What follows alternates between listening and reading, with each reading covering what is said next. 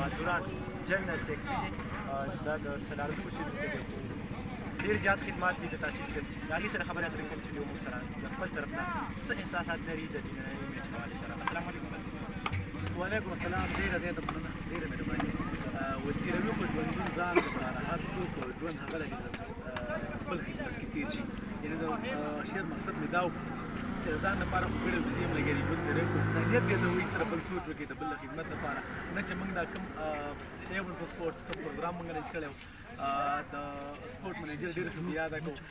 چې د سرکار د اړخه دومره پاملرنه ډسیبل خلکو ته وکړه، سپیشل خلکو ته وکړه او یقینا هغه نن دا فرض ادا کړی چې کوم سپیشل خلکو د هغه څه یوه فرض رویه وکړله شوله سپیشل رویه.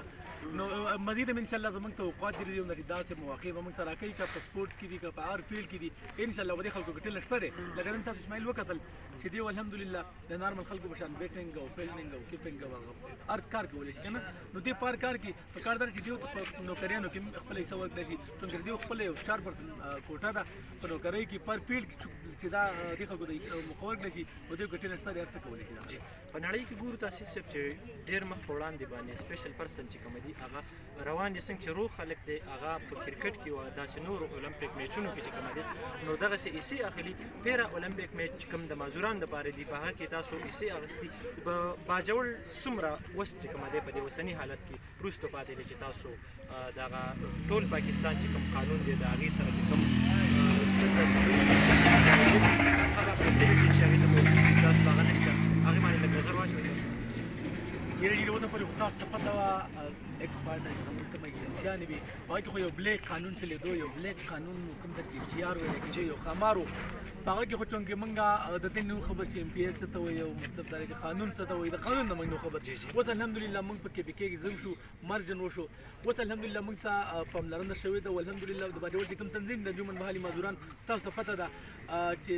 پاکستان کې 1 کروڑ 90 لک ډسیبلیټي ده یعنې معذورتیا ده په پاکستان کې خو باجوړ چې کوم تنظیم روان دی او کوم په ټاپ روان دی د هغې وجه دا ده چې تاسو بنګین حصار راوځو او ماښام لړ شو د دې خلکو لپاره اواز وکړو د دې خلکو لپاره کار کوو د دې خلکو سوچ کوو چېرې دا خلک به په ایجوکیشن کې څنګه پرمختګ وشي دې خلکو له په هیلث کې به څنګه د نوکرۍ کوټې ورکړلی شي دوی له موږ علاج څنګه پرې وکړو دوی ته به داسې کوم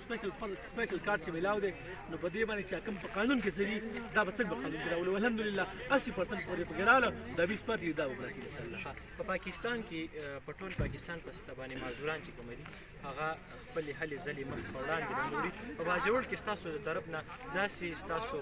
ډېر زیات لیډ څوک کوي چې هغه تاسو ته دومره مواقع درکړي چې تاسو نن په برفلوزي کالج کې څومره ښکلی میچ واقعي چې هغه کې نوي ملګري مرال میچ چې پیلاو کو ډېر زیات مطمئن دي د هغې سره مې خبرې اترې وشوې هغې ستاسو د چا په دې کې خاص کردار دی چې هغه ډېر زیات مطمئن کړي دي.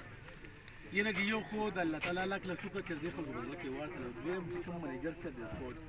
هغه موږ ته چونکې هغه په بجټ کې دا ورکړي چې دې خلکو له موږ کور کوو دا د معاشرې سپیشل خلک دی په باجوړ کې چونکې زه به ووایم چې په 10 لک آبادۍ کې 12000 تعداد دی ډسیبل خلکو